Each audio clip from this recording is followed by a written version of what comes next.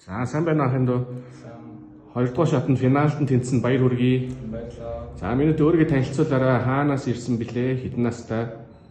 Намайг Одерден гэдэг. Би одоо 16 хүрчийн. Тэгээд Нидерландаас ирсэн. Минут хэдэн настай? Одоо би 10 тавтай. 10 6 сарын 23-нд одоо 16 хүрчийн. За. Сая финалийн хоёрдугаар шатанда ямар ая тоглов? Үүлэн боор тэгээд хуурын их шиг. За, Стамонд тоглосон шүү. За тэгээд морин хуур тоглохоор чамд ямар санагддаг вэ? Морин хуур тоглохоор юу нь гоё вэ?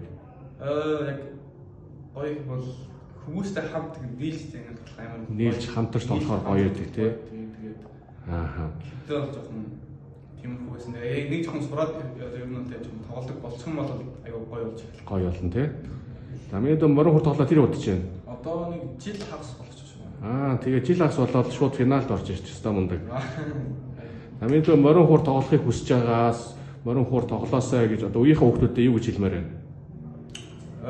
Угаасаа хүчмэн тоглох бол угаасаа гоё тий. Ялангуяа морин хуур Монголоос ирсэн бол тий.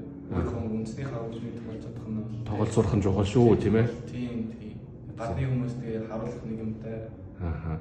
За баярлалаа дүүдээ амжилт хүсье финалд. За баярлалаа.